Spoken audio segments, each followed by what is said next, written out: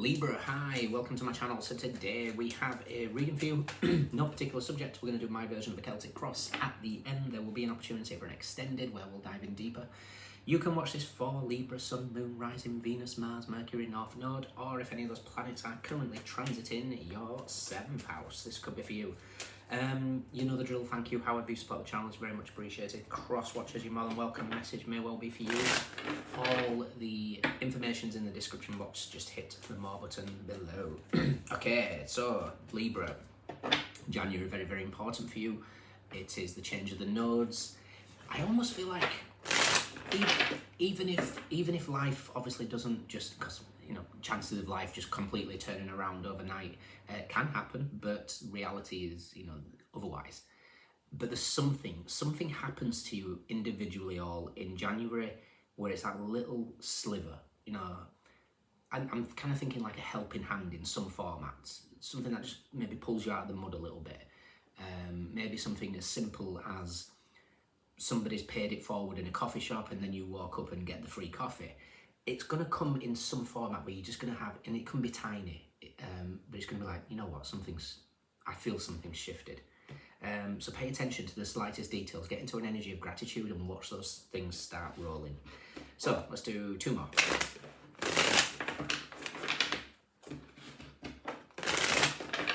I'm almost seeing like an ace, somebody actually holding a hand out for you. Okay, Libra, we have the 3 of Cups. You will be celebrating. The 3 of Cups is a card of the sacred feminine. It doesn't have to be, don't get caught up in genders, but this is, you're going to be dancing in the rain. We need rain for rainbows. And there's just something here about maybe camaraderie, celebrations of some kind. Something's going to shift for you. I can feel it. Crossing you. Told you, the Wheel of Fortune is in the crossing position because you haven't got it yet. But there's something that's going to just give you a tiny insight. Root of the matter.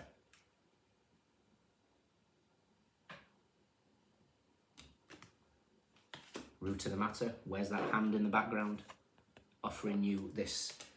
And it can be subtle as well, because the 4 of Cups, she's barely noticing here. She's got her headphones on. She's not paying attention to her surroundings. So be really mindful of noticing the tiny details. Recent past, what you want, nice. What's coming, oh, interesting. So,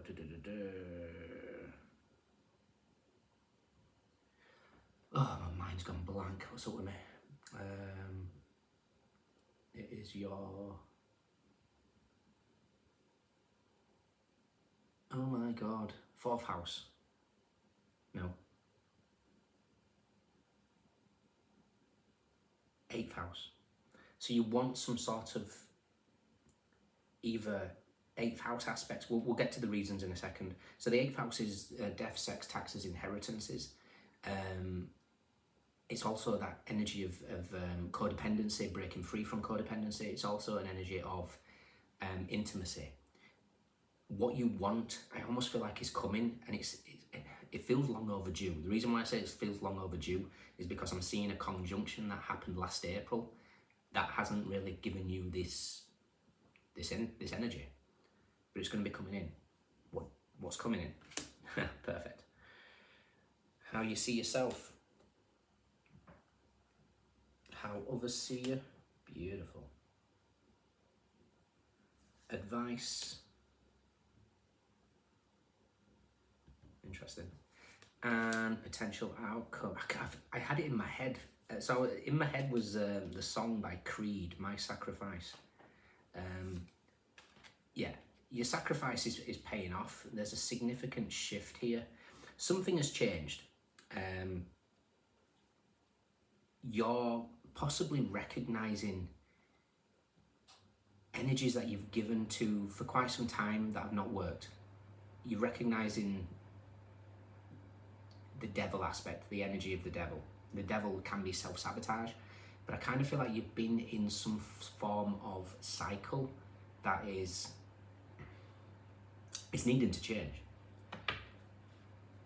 Bottom of the deck is the Three of Swords. There's been pain, but there's also been a lot of lessons. It is, you know, Three of Swords is, yes, it's heartbreak, but it's also your card. It's Saturn in Libra, where the world, Saturn, lessons, completion, hits justice.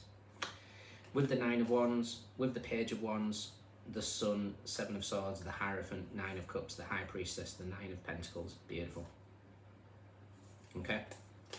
So, I'm going to be looking for the Ace of Cups to see what this energy could be. But what it's going to do is just going to give you an insight. It's going to give you something to really, I don't know, it almost feels like, it feels purifying. Pardon me. So I've got the Three of Cups. Crossing you is the Wheel of Fortune. Now the Wheel of Fortune is, you know, that change of luck. Root of the matter, Four of Cups. It's coming. You're just going to have to be in that energy of grounded and abundant. And I say abundant in the sense of just be in the energy of gratitude. Look out for the simple things. Connecting with nature. The birds singing. Whatever it is that gets you into that energy of gratitude and satisfaction is going to make it come quicker. Recent past is the Five of Pentacles. It is what it is. This is, you know, you've been struggling, left out in the cold, maybe breadcrumbed. It could be, and this could be friendships as well. You might be noticing friendships that just don't feed. What you want is the Star card. You want hopes, you want dreams, you want wishes.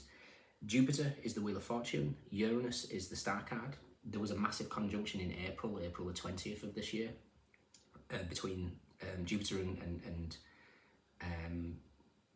Uranus in Taurus. Now Taurus is here twice because it's in the past, Mercury in Taurus, and it's in your future, Saturn in Taurus. There's like this dynamic that's at play here between this kind of 8th house energy. So there could be a lot of shadows coming to the surface about codependency, a lot of shadows coming to the surface about the 8th house, death, sex, taxes, astrology, the occult, the hidden, taboos, anything taboo. When you see something from a different perspective, it's like you're freeing yourself from some sort of codependent aspect. Codependency can look so much different. It doesn't mean to be just reliant on somebody else. It could be reliant on something. That something is represented by the devil. What's coming in is Temperance. The angel is going to outshine the devil. For me, duality exists. You know, if we live in the 3D world, we have to have one foot in and one foot out if we're balanced. You know, we can't possibly... It's a difficult one when people say, oh, you know, life is non-duality, etc., etc. Yes, but you can't be in the 3D with that depiction of life. You know, we have to learn shadows in the 3D as opposed to staying in the 5D where we don't. Now, you cannot interact in a 3D world without being in the world but not of it. And that's what Temperance is all about. How you see yourself is the Ten of Cups. Ten of Cups is a card of something. You're celebrating with the rainbow, obviously, because we don't get the rainbow without the rain. But there's just something that feels. It's like you know something needs to change. You don't know what that is, but you know it needs to shift. Ten of Cups is in the top deck is saturation. Something's reached saturation point. It's also a card of Mars in Pisces, so the tower hits the hangman. We need a tower to hit the hangman to get it moving again. How others see you is the Lovers. Everybody looks at you because you're balanced. You guys rule the scales. The problem is they look at you as if you're balanced, which you might be on the external. The internals suggesting otherwise. Otherwise, things would be slow, you know, moving very, very gracefully. Your advice is the Queen of Wands. Now, the Queen of Wands is magnetic. She's magnetic to her desires, which means she draws in what she is, as above, so below, as within, so without. And it's just reminding me here of something I read, was it yesterday? I forget who posted it, my apologies. I hate it when this happens. But it was about, for 2025, if it doesn't help me glow, grow, or flow, then it's a no. And that was brilliant. So that's something about maybe recognizing your magnetism for the shadows as well, and looking at it in a different way. Your outcome's brilliant because we do have the Hangman, which is where we're going to get that Tower Mars energy shifting through. The Seven of Pentacles, Saturn in Taurus, and the Devil. For me, you're getting a very fresh look at the Devil. This could be self-sabotage. This could be hidden enemies, the 12th house with the Piscean energy there. It could be so many different things. There's something as well with this kind of Saturn aspect that's going on here, with Saturn in Libra at the bottom, Saturn in Taurus with the Seven of Pentacles. Saturn does 28 years cycle. Now, if you look at a chart, that means a quadrant, a square, is 7 years. And the Seven of Pentacles is just an emphasis here of like a 7-year pattern that I feel like is going to be shown. They call it, we've got the Devil next to it, could be the 7-year itch. That can be for a job, relationship, whatever it is. Something that you're going to reassess whether it's for you or not. I like it. I think there's an opportunity here that we'll see where the Ace of Cups is going to give you that little indication that you're doing something right, or that something's going to shift. The Hangman is a change of perspective, and you're looking at the Devil very, very different. And like I said, 9 times out of 10, the Devil's our own ego keeping us stuck. But it could be people in your environment, you can't rule that out. Okay. The Hierophant is with the 7 of Swords and the 9 of Cups. So that Taurus energy, this kind of energy that we've been waiting for with this 8th house aspect, I feel like there's a wish fulfillment coming, but it requires this Wheel of Fortune, because this is Jupiter in Pisces, so the Wheel of Fortune meets the Hangman.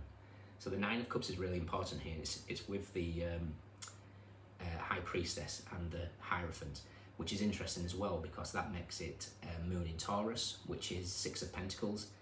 In the 72 name cards, 6 of Pentacles, well, Angel Tarot, the 6 of Pentacles is represented by the Angel Eladia, and it speaks of envy. It speaks of people in your environment, jealous, not wanting you to grow, etc., etc.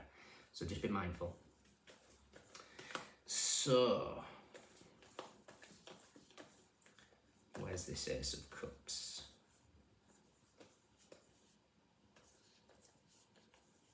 Could be a mother figure. And it doesn't have to be a mother itself, but somebody who appears to be sort of a loving aspect.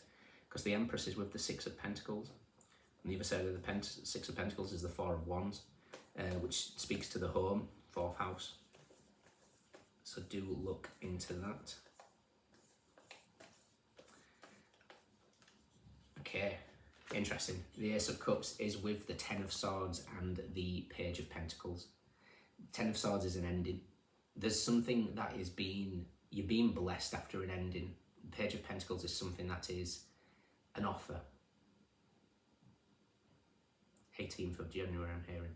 So circle 18th of January, give or take a few days. There's going to be something significant coming your way. Interesting. Final card is that Mars Tower. Beautiful. This is a good thing, because what it does, it changes this 10 of Cups to the Hangman, and then it shifts into the next card, which would be Death, which is that 8th house. Scorpio energy, Pluto.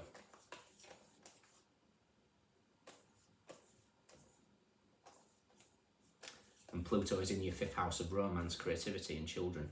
And look at that, how interesting. The Justice card, which is your card, is with another ace and the King of Wands. The King of Wands is 2 parts Sagittarius, 1 part Shadow Scorpio, Death. How fascinating. And Death is with Strength and the 7 of Wands. Now that's interesting because, well, the doesn't have to be a feminine energy.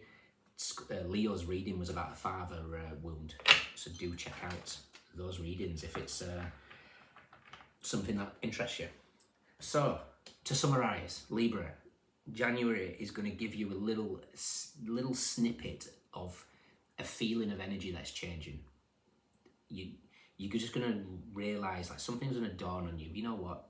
The wheel is turning. Life is going to be good. So be mindful, look out for the smallest details, get into an energy of gratitude, And like I say, you're just going to have such a different perspective of life. I like it. In your extended, let's take the energy of this ace. See what we get. If you can join me, fantastic. If not, let me know if it resonates. Mercury in Cancer, Sagittarius, Moon in Cancer, Mercury in Taurus, Aquarius, Sagittarius, Mars in Pisces, Gemini, Pisces, Saturn in Taurus, Capricorn, Saturn in Libra, Moon in Sagittarius, Leo, Moon in Aquarius, Taurus, Jupiter in Pisces, Cancer, Pisces, Venus in Virgo, Sun in Capricorn, Venus in Aquarius, Moon in Libra. We have Cups, Pentacles, Wands, Swords. Everyone's here. Those are your standouts. Let me know. Take care. See you soon. Bye.